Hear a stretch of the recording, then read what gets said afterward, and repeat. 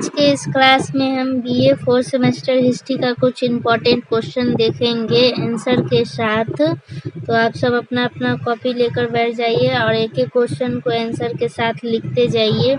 आपको पूरा चैप्टर पढ़ने का ज़रूरत नहीं पड़ेगा, इम्पोर्टेंट क्वेश्चन भी अगर आप पढ़ लेंगे तो अच्छा मार्क्स बीए में आ जाएगा। तो ये यूनिट 1 का कुछ इम्पोर्टेंट क्वेश्चन है जिसमें आपको गुप्ता और हुना के बारे में पढ़ना था। तो आपका पहला सवाल है, गुप्त साम्राज्य के पतन की शुरुआत कैसे हुई और अंतिम महान सम्राट किसे माना गया है? तो इसका आंसर होगा गुप्त साम्राज्य का पतन 467 ईस्वी में स्कंदगुप्त की मृत्यु के बाद शुरू हुआ।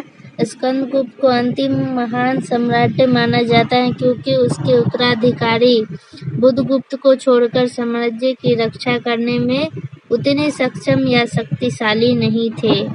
दूसरा क्वेश्चन है, गुप्त साम्राज्य कितने समय तक चला और इसकी शुरुआत और समाप्ति की अनुमानित तिथि क्या है? तो इसका उत्तर होगा गुप्त साम्राज्य लगभग 275 वर्षों तक चला, 275 ईस्वी से लगभग 550 ईस्वी तक।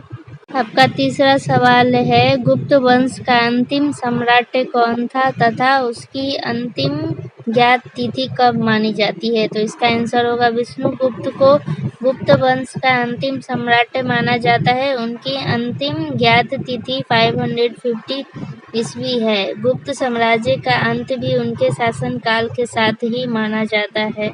चौथा सवाल है, गुप्त साम्राज्य की विशालता ने उसके पतन में क्या भूमिका निभाई? तो इसका उत्तर होगा साम्राज्य का विशाल आकार, विस्तारित समुद्रगुप्त और समुद्रगुप्त विक्रमादित्य जैसे शासकों की तानाशाही के कारण दूर दराज के प्रांतों पर शासन करना मुश्किल हो गया। इस कठिनाई के साथ साथ कुछ शासकों की अयोग्यता के कारण दूर दराज के इलाकों में कई अधीनस्थ शासकों ने स्वतंत्रता की घोषणा कर दी जिससे साम्राज्य का पतन हुआ। पांचवा क्वेश्चन है, सफलता की योग्यता कैसे निर्धारित हुई?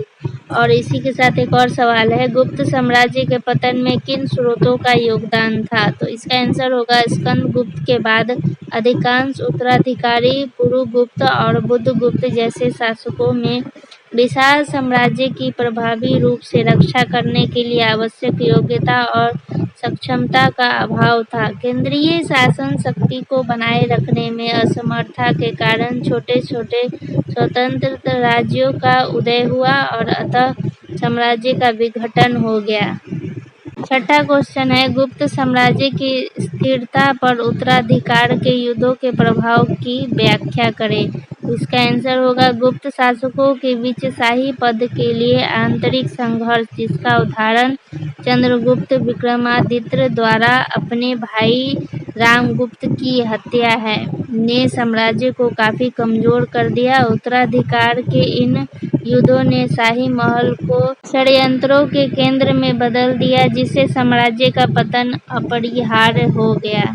7 नंबर क्वेश्चन है, गुप्त साम्राज्य के भीतर आंतरिक विद्रोहों का क्या परिणाम हुआ? तो इसका आंसर होगा बाद में गुप्त शासकों की असक्षमता के कारण पर्याप्त शक्ति वाले प्रांतीय राज्यपालों ने स्थिति का लाभ उठाया और विद्रोह कर दिया।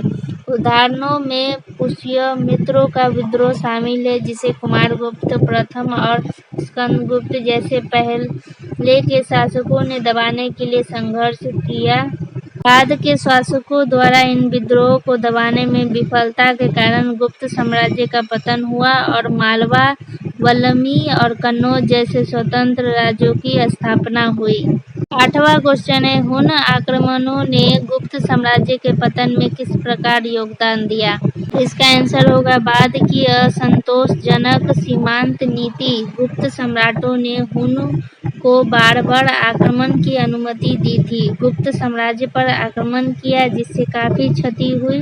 स्कंदगुप्त ने उन्हें हरा दिया था लेकिन उनकी मृत्यु के बाद हुनों ने अपने आक्रमण में असफलता प्राप्त की जिससे साम्राज्य का विघटन हो गया।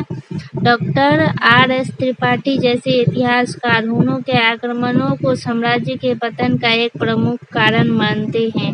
9 नंबर क्वेश्चन है, ये थोड़ा मिस्टेक हो गया है। तो क्वेश्चन है, क्या आप गुप्त साम्राज्य की सैन्य शक्ति और उसके बाद के पतन के बारे में बौद्ध धर्म के विचार से सहमत है? तो इसका उत्तर होगा प्रारंभिक गुप्त सम्राट अनुयायी थे। ब्राह्मणवाद के अनुयायी होने के कारण उनमें सैन्य प्रवृत्ति बहुत प्रबल थी। हालांकि बाद में गुप्त सम्राटों ने बौद्ध धर्म अपना लिया, जिसके कारण उनकी सैन्य प्रवृत्ति और ध्यान कम हो गया। सैन्य शक्ति में इस गिरावट ने साम्राज्य के समग्र रूप से कमजोर होने और पतन में योगदान दिया।